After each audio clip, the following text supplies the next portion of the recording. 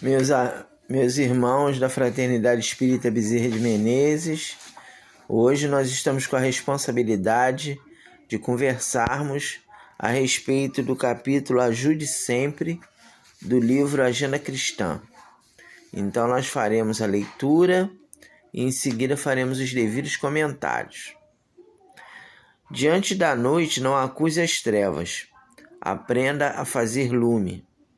Em vão condenará você o pântano, ajude-o a purificar-se. No caminho pedregoso, não atire calhaus nos outros, transforme os calhaus em obras úteis.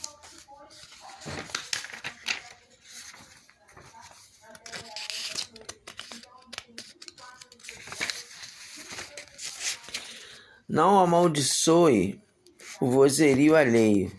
Ensine alguma lição proveitosa com silêncio. Não adote a incerteza perante situações difíceis. Enfrente-as com a consciência limpa. Debalde censurará você o espinheiro. Remova-o com bondade. Não critique o terreno sáfaro. Ao invés disso, dê-lhe adubo. Não pronuncie más palavras contra o deserto. Auxilie a cavar um poço sobre a areia escaldante. Não é vantagem desaprovar onde todos desaprovaram. Ampare teu irmão com a boa palavra. É sempre fácil observar o mal e identificá-lo. Entretanto, o que o Cristo espera de nós outros é a descoberta e o cultivo do bem para que o divino amor seja glorificado. Antes de nós comentarmos essa página, eu vou relembrar com vocês, até porque eu já falei aqui sobre essa passagem, né? Esse conto, que está numa das obras do Irmão X, e nós inclusive utilizamos essa passagem numa dramatização que fizemos no ENEF. Eu vou relembrar aqui com vocês porque o capítulo pede e se encaixa nesse sentido. Então é um conto que tem nas obras de Humberto de Campos, o Irmão X, falando que certa ocasião Jesus pediu a Pedro para ir na casa de um homem atender uma moça que estava doente. Aí o Pedro foi e chegou lá, encontrou o dono da casa e perguntou a ele: olha, eu vim aqui visitar a sua filha, aonde é que a sua filha se encontra? Aí o dono da casa estava embriagado, estava com uma namorada, ele era casado, mas ele estava com uma moça mais jovem, e falou assim para ele: olha, eu não quero nem sei onde que a minha filha estava. Lógico que eu estou usando a linguagem atual, né? Eu nem sei onde a minha filha está. Aproveita, vem aqui tomar um vinho comigo, tem uma outra moça aqui que está precisando arranjar um namorado, e enfim, totalmente desequilibrado. Aí o Pedro não desanimou e adentrou a residência. Aí entrou no quarto de um rapaz que era irmão dessa moça e perguntou para ele, fez a mesma pergunta. Aí ele estava roubando o próprio pai, ele estava roubando um cofre e tirando os pertences do pai e guardando. E aí ele achou que o Pedro estava indo lá para denunciá-lo. Aí falou assim: olha, velho, você não fala nada que você viu não, hein? Eu tô aqui tirando dinheiro do meu pai, porque meu pai é avarento, ele não me valoriza, não me dá dinheiro, e eu tô aqui tirando dinheiro dele. Mas se você falar alguma coisa, você vai levar uma surra. Aí o Pedro continuou, né? Não desistiu, continuou procurando a moça. Aí encontrou a mãe dessa menina que ele estava procurando. A mãe dela estava dando uma surra numa criança, que ela estava acusando a menina de uma coisa que ela não tinha feito, né? Ela estava chamando a atenção da menina e querendo bater na garota. Aí o Pedro foi lá falar com ela, ela também agiu de forma ríspida. Eu não sei onde que tá minha filha, eu já tô aqui com essa garota aqui me perturbando. E aí depois ela viu que não era nada daquilo, que a menina não estava fazendo o que ela imaginou. Aquilo ali foi percepção errada que ela fez, né? Da ação da menina, mas aí ela já tinha batido na garota. Até que finalmente o Pedro encontra a moça. Ela tá deitada, tá doente, tá febril, mas aí o Pedro tenta falar para ela: olha, eu vim aqui lhe ajudar. Aí ela, coitada, muito desequilibrada, entendeu que o Pedro tinha lá para ter alguma relação afetiva com ele, né? Falar assim: ainda bem que você veio, eu tô precisando de dinheiro, você não quer passar uma noite comigo, né? E aí você me paga aqui um dinheiro que eu tô precisando e tal. Então o Pedro saiu de lá apavorado. Aí ele voltou a Jesus, né? E Jesus perguntou para ele: Pedro, você ajudaste aquela família? Aí o Pedro começou a contar: olha, é impossível, Senhor, eu ajudar. E contou que o pai era uma pessoa desequilibrada e foi contando tudo o que aconteceu. Jesus ficou em silêncio e ao final ele disse assim: Pedro, eu não te mandei lá para julgar, eu te mandei lá para ajudar. Então essa história é muito interessante em função do que a gente está vendo aqui nesse capítulo. Aí, entrando especificamente no capítulo, o nosso irmão André Luiz fala assim: diante da noite não acuse as trevas, aprenda a fazer lume. Então, nesse momento que nós estamos vivendo uma época de trevas. A gente vê aí as reportagens nos canais televisivos de notícias apavorantes, né? Agora mesmo eu estava vendo aqui, antes de gravar o vídeo, eu estava vendo uma reportagem de um rapaz que ele foi expulso de casa pelos traficantes e ele estava sem casa, sem nada. Então aí você vê isso, e aí se você ficar achando que o mundo está perdido, vai ser igual que o André está falando aqui, ó. Diante da noite, não acuse as trevas. Não adianta você ficar acusando que o mundo está perdido. Nós temos que aprender a fazer luz. De que maneira? O mínimo que a gente pode fazer, por exemplo, no caso de Pedro. O que o Pedro podia fazer ali naquele momento? Podia orar por aquela família. Quando ele viu que não podia fazer nada, né, não tinha como fazer nada, orasse pelaquela família. Esse rapaz que está sendo atingido, né, pelos traficantes, a gente não pode fazer nada por ele de concreto, né? Oremos por ele, peçamos a Deus que ele encontre um caminho, que ele possa estar buscando a inspiração do seu anjo da guarda, para ele poder encontrar uma solução para os problemas dele. E a gente, se todos nós orarmos por ele, com certeza a espiritualidade vai ajudá-lo. Então, a questão de acender como ele coloca aqui, né? Aprenda a fazer lume, é nós compreendermos que o nosso mundo está atravessando um momento de transição em que espíritos menos esclarecidos estão reencarnando em massa. Então, os umbrais estão vazios. Os espíritos muito endurecidos estão retornando. Para quê? Para que eles possam, alguns deles, permanecerem no planeta. Porque aqueles espíritos endurecidos que persistirem no mal serão transferidos de residência planetária. Serão exilados para o mundo primitivo. E isso já está acontecendo. Só que essa transição e essa mudança planetária será feita de forma gradativa. Não vai ser tudo de uma vez, nem no tempo que nós queremos. O tempo quem vai determinar é o Pai Celestial. Então, cada casa espírita, cada pessoa religiosa, cada pessoa que acredita em Jesus, e aí a gente está falando de todos os religiosos, não estamos falando apenas no espiritismo, nós estamos falando em todos os religiosos. Todo aquele que tem uma religião e que procura fazer luz, passando, divulgando o evangelho, então essa pessoa já está fazendo alguma coisa para acender o lume da regeneração. Ele continua aqui: em vão condenará você o pântano, ajuda-o a purificar-se. Então, no caso do Pedro, ali aquela casa era como se fosse um pântano, né? aquelas pessoas ali estavam totalmente desequilibradas. O que o Pedro poderia fazer? Orar para aqueles companheiros. Se ele tivesse, assim, mais inspirado, né? Ele podia fazer uma prece, pedir inspiração ao Pai, para ele poder, de alguma maneira, orientar aquele grupo, levar a palavra de Jesus. Então, seria muito bom. Mas ele apenas condenou a família e foi embora. E não quis saber, né? Pegou, esse pessoal aqui é muito perturbado, eu vou embora, não vou ficar aqui.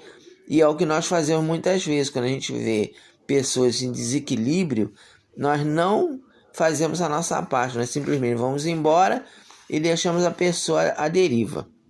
Ele continua: no caminho pedregoso, não atire calhaus nos outros, transforma o calhaus em obras úteis. Então não adianta estar apontando o dedo para ninguém, não adianta a gente estar fazendo nada no sentido de criticar o outro. Nós temos que procurar, de alguma maneira, transformar nossas ações em solidariedade para aqueles que sofrem. E aí a gente fala, mas é impossível fazer isso em alguns casos. A gente sempre vai encontrar uma solução se nós fizermos alguma coisa. Então, por exemplo, a gente sabe que tem muitas pessoas que vivem em comunidades extremamente violentas, né? Aí é sempre colocado, o que aquela pessoa vai fazer? Então nós sabemos que existe uma coisa que a pessoa pode fazer que não é que vai resolver o problema, mas com certeza irá atenuar, que é o culto do evangelho no lar. Então, se cada pessoa daquela comunidade fizer o culto do evangelho no lar, aquela comunidade vai dar uma melhorada na situação. A gente vê, por exemplo, lá na nossa comunidade do Arará. Ali é uma comunidade que tem seus momentos de violência, mas nós estamos sempre orando pelos companheiros. E aí, os próprios moradores, alguns falam assim, o Arará, até que é um lugar que não é muito complicado não, né? Ali até que não é muito complicado, ali tem tiroteio, tem a violência que tem em todas as comunidades, mas eu não vejo assim aquela situação de muita extrema violência como a gente vê em outros lugares. Por quê? Não é porque o Bezerra, não é porque a nossa casa está ajudando, mas é porque as casas do entorno, que nós temos ali a Fraternidade, tem a Casa de Jesus, tem a União Espírita Antônio de Pádua, então ali é chamado de faixa de Gaza, mas todas essas casas ali orando e vibrando pelos espíritos encarnados e desencarnados daquele local, muito do que vai acontecer é atenuado, é diminuído, né? Então muitas vezes a gente, em algumas ocasiões, nós estávamos na reunião mediúnica e aí a gente começava a ver tiros lá fora, havendo confrontos. Então nós imediatamente entrávamos em prece, pedimos a espiritualidade para atuar, e aí depois o tiroteio diminuía e parava, e aí a gente podia voltar para casa tranquilo. Então, quer dizer, se cada pessoa das comunidades fizer o culto do evangelho no lar, se todos se unirem em oração para melhorar aquele local, os atenuantes virão.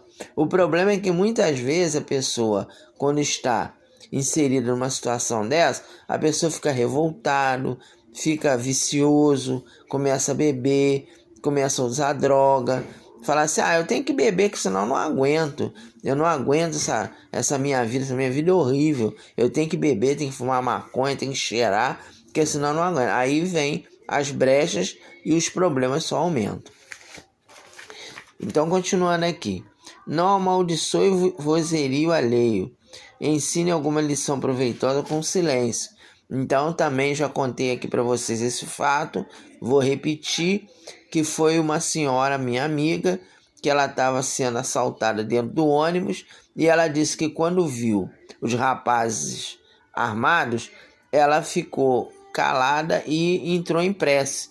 Pediu aos bons espíritos para atenuarem aquela situação e fazer com que não houvesse nenhuma morte, não houvesse nenhum fato assim mais violento. E realmente o que aconteceu? depois de um tempo, todo mundo foi assaltado, menos ela. Ela não foi assaltada. E o rapaz ficou perto dela e parece que ela ficou invisível para ele. Todo mundo entrou, ela ficou quieta lá, fechou os olhos, ficou quietinha lá orando. Aí o rapaz fez lá o assalto, aqui não aconteceu nada assim de violência e ela não foi assaltada. Quer dizer, então, isso mostra a importância da oração, a importância da atuação da espiritualidade, a atuação da providência divina. Temos também uma menina que me contou que ela estava numa rua escura, ela estava chegando tarde do trabalho e ela viu que um rapaz ia assaltá-la. Ele estava... parou assim lá na esquina, assim no local, e ficou olhando ela se aproximar. Então ela entrou em prece. Aí ela passou por ele e ele não fez nada. Aí uma outra moça que vinha atrás foi assaltada, só que estava passando uma patrulhinha, um camburão da polícia, prendeu o rapaz. Aí ela ficou sabendo, né? Aí houve aquela coisa lá na rua. Aí o rapaz do camburão, o policial, falou assim: por que você não assaltou aquela primeira moça que passou, assaltou essa daqui, não assaltou a outra? Aí ele falou: porque tinha um cara grandão do lado dela, tinha um cara enorme do lado dela e eu fiquei com medo. Quer dizer, na verdade não havia ninguém, era o anjo da guarda dela, o espírito protetor que estava ao lado dela. Então vejam que quando nós temos fé, quando nós oramos, quando nós estamos sintonizados com a espiritualidade, não é que nós vamos estar blindados e que nada de mal vai nos acontecer, mas muita coisa é atenuada. E aí o silêncio é importante, não adianta estar gritando. Aí vamos imaginar se ela começasse a gritar, ficasse nervosa, ia quebrar a sintonia, não ia ser ajudada. Não adote incerteza perante situações difíceis. Enfrente-as com a consciência limpa. Então é exatamente naqueles momentos que a gente está passando por dificuldades, é entender o porquê do sofrimento. A gente sabe que o sofrimento ele não é casual. Ele existe porque ele é um educador da alma.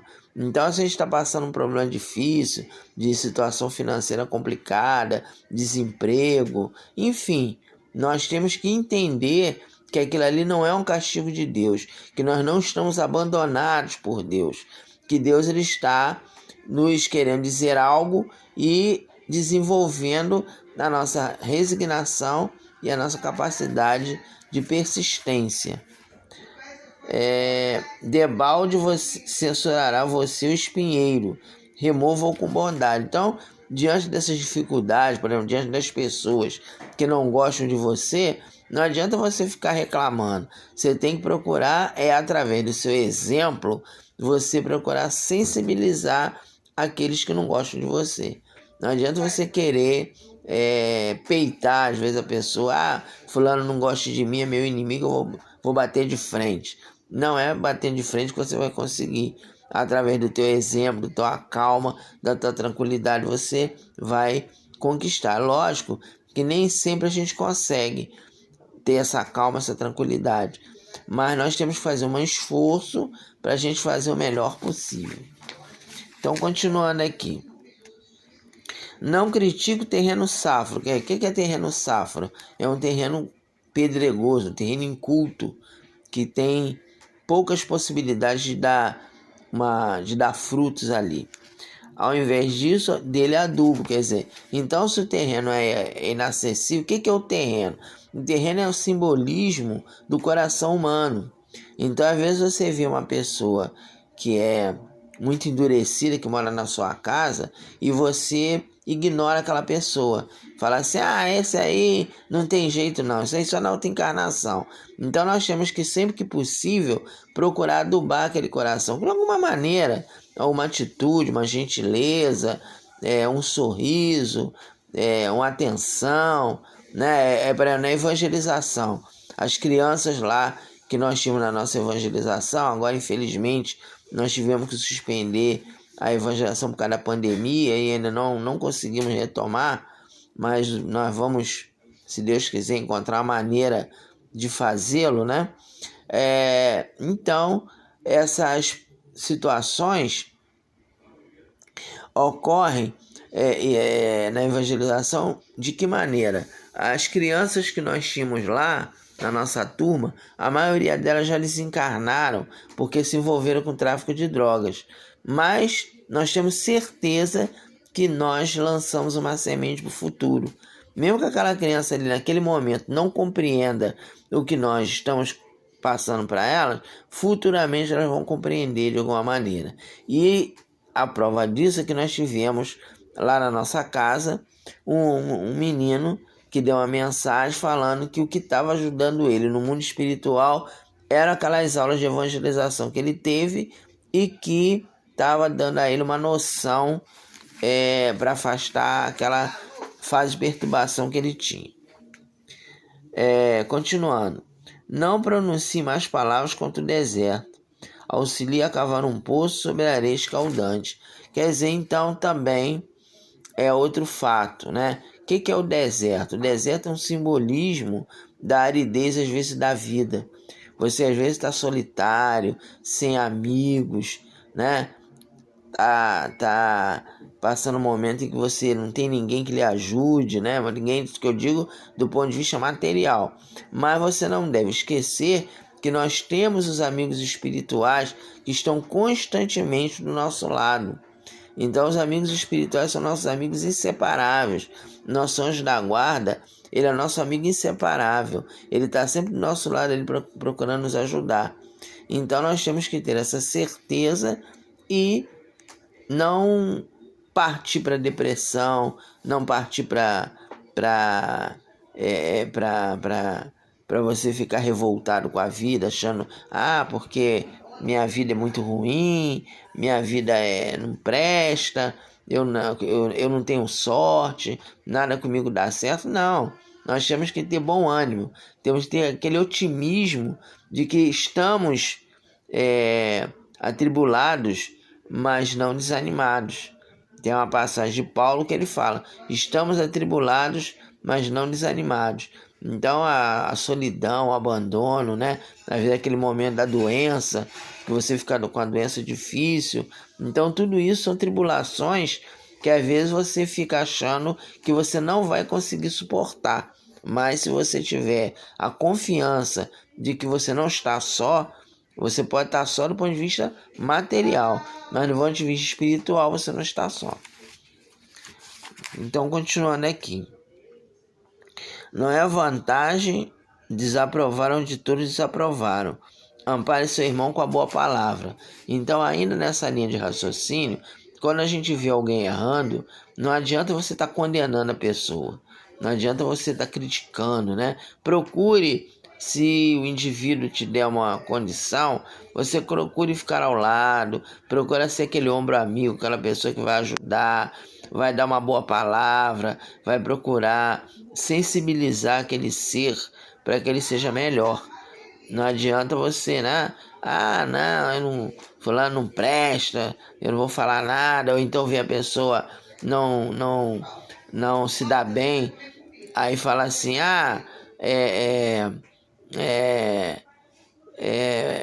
tá pior, assim, né? Se deu mal, bem feito, né? Às vezes a gente fala, bem feito, fulano, bem feito. Eu avisei, eu fiz tudo para ele entender, agora ele tá passando por isso porque ele foi errado, bem feito. Então nós não temos que ter esse sentimento de falar bem feito. Nós temos que procurar ajudar aquela pessoa com uma boa palavra. E aí ele finaliza assim: é sempre fácil observar o mal e identificá-lo. Entretanto, o que o Cristo espera de nós outros é a descoberta e o cultivo do bem para que o divino amor seja glorificado. Quer dizer, então não adianta a gente só ficar apontando o dedo, né? Então uma ocasião, eu estava assistindo um programa na televisão de uma igreja, de um outro segmento religioso, e o companheiro estava ali fazendo uma pregação, pedindo dinheiro, pedindo dízimo, né? Falando que ele precisava que os fiéis ajudassem a igreja, porque ele, enquanto orientador naquela igreja, ele tinha que ter uma vida confortável, né? Para poder pregar bem. Falar, vocês, meus irmãos, têm que ver que eu, para poder pregar, eu tenho que ter um bom carro, tem que ter uma boa cara. E eu achando aquilo ali um absurdo, né? E eu já estava criticando ele mentalmente, né? Aí veio uma intuição falando assim: você já fez isso também, então você não o julgue, porque você no passado também já foi um falso profeta. Você também já pregou, já foi alguém ligado a algum grupo religioso e fez a mesma coisa. Então aí eu me calei e procurei não julgar o companheiro. Então, meus irmãos, era isso que a gente tinha que comentar com vocês hoje. Vamos procurar ter bastante confiança, vamos procurar não perder o bom ânimo nesse momento difícil em que nós estamos passando, porque daqui para frente a situação vai piorar, mas não quer dizer que vai ficar uma coisa irreversível, né? Nós vamos conseguir melhorar e o nosso planeta vai conseguir ficar cada vez melhor. Que Jesus nos abençoe. Até a próxima oportunidade.